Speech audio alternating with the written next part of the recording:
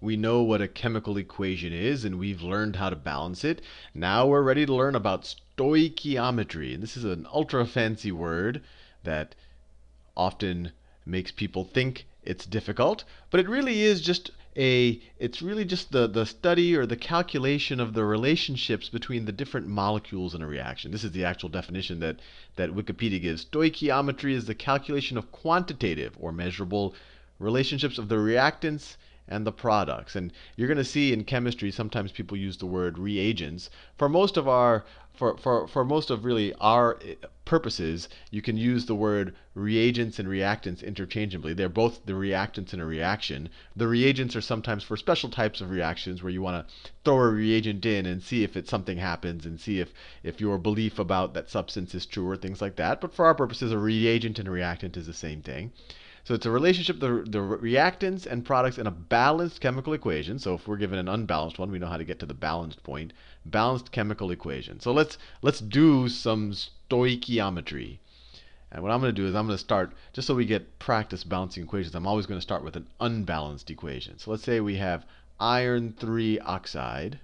So that's F iron. You have 2 iron atoms with 3 oxygen atoms, plus aluminum, Al, and it yields Al2O3 plus iron. So remember, when we're doing stoichiometry, first of all, we want to do with balanced equations. A lot of stoichiometry problems, they'll give you a balanced equation, but I think it's good practice to actually balance the equations ourselves. So let's try to balance this one. We have 2 iron atoms here, right, in this iron 3 oxide. How many iron atoms do we have on the right-hand side? We only have 1, so let's multiply this. Let's multiply this by 2 right here. All right. Oxygen, we have 3 on this side. We have 3 oxygens on that side. That looks good. Aluminum, on the left-hand side, we only have 1 aluminum atom. On the right-hand side, we have 2 aluminum atoms. So we have to put a 2 here. And we have balanced this equation. So now we're ready to do some stoichiometry. So stoichiometry is essentially, look, if I give you, I mean, and it's, there's not just one type of stoichiometry problem, but they're all along the lines of, hey, if I give you X grams of this, how many grams of aluminum do I need to make this reaction happen? Or if I give you, Y grams of this molecule and Z grams of this molecule, which one's going to run out first? That's all stoichiometry. We'll actually do those exact 2 types of problems in this video. So let's say that we were given, 85 grams. We were given 85 grams of the iron 3 oxide. So we're given 85 grams. So my question to you is, how many grams of aluminum do we need? How many grams of aluminum? Well, you look at the equation, you immediately see the mole ratio. So for every mole of this, so for every 1 atom we use of iron 3 oxide, for every 1 of that, we need 2 aluminums, right? So what we need to do is figure out how many moles of this molecule there are in 85 grams. And then we need to have twice as many moles of aluminum, right? Because for every mole of the iron 3 oxide, we have 2 moles of aluminum. And we're just looking at the coefficients. We're just looking at the numbers. 1 molecule of iron 3 oxide combines with 2 molecules of aluminum to make this reaction happen. So let's first figure out how many moles 85 grams are. So what's the atomic mass, or the mass number of this entire molecule? Let me do it down here. So we have 2 irons and 3 oxygens. Right? So let me go down and figure out the atomic masses of iron and oxygen. So iron is right here, 55.85.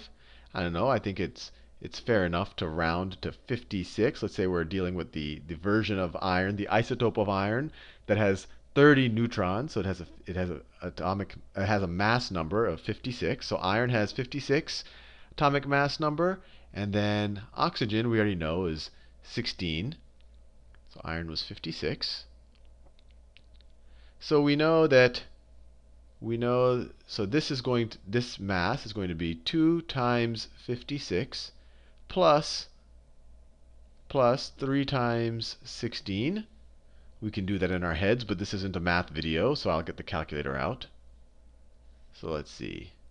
2 times 56. No, sorry. 2 times 56 plus 3 times 16 is equal to 160. Is that right? That's 48 plus 112, right, 160. So one molecule of iron 3 oxide is going to be 160 atomic mass units. So 1 mole, or 6.02 times 10 to the 23 molecules of iron oxide, one of those pop-ups, iron 3 oxide, is going to have a mass of 160 grams. So, in our reaction, we said we're starting off with 85 grams of iron oxide. How many moles is that? Well, 85 grams of iron 3 oxide is equal to 85 over 160 moles. So that's equal to 85 divided by 160 equals 0.53125 equals 0.53 moles. So everything we've done so far in this green and light blue, we figured out how many moles 85 grams of iron 3 oxide is. And we said for every mole, we figured out it's 0.53 moles, because a full mole would have been 160 grams, but we only have 85. So it's 0.53 moles. And we know from this balanced equation that for every mole of iron 3 oxide we need to have 2 moles of aluminum. So if we have 0.53 moles of the iron molecule, iron 3 oxide, then we're going to need twice as many aluminum. So we're going to need 1.06 moles of aluminum, right? I just took 0.53 times 2, right? Because the ratio is 1 to 2. For every molecule of this, we need 2 molecules of that. So for every mole of this, we need 2 moles of this. If we have 0.53 moles, you multiply by that by 2, and you have 1.06 moles of aluminum. All right, so we just have to figure out how many grams is a mole of aluminum, and then multiply that times 1.06, and we're done. So aluminum, or aluminium, as some of our friends across the pond might say. Aluminium, actually I enjoy that more. Aluminium has an atomic, well, the atomic weight, or the weighted average is 26.98, but let's just say the aluminium that we're dealing with has a mass of 27 atomic mass units. Right? So one aluminium is 27 atomic mass units.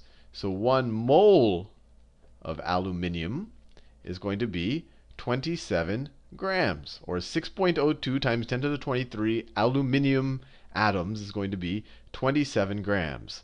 So if we need 1.06 moles, how many is that going to be? So 1.06 moles of aluminium is equal to 1.06 times 27 grams. And what is that? What is that? 1.06 times 27 equals 28.62. So we need 28.62 grams of aluminium. I won't write the whole thing there. In order to essentially use up our 85 grams of the iron 3 oxide. And if we had more than that, what was the number? More than 28.62 grams of aluminium, then there'll be left over after this reaction happens, assuming we keep mixing it nice and, and the whole reaction happens all the way. And we'll talk more about that in the future.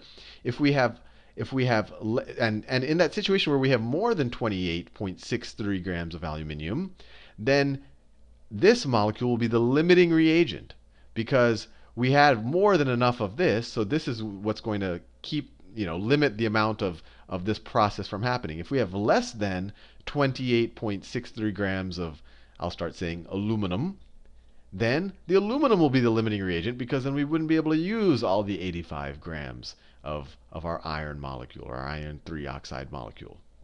Anyway, I don't want to confuse you in the end with that limiting reagents. In the next video, we'll do a whole problem devoted to limiting reagents.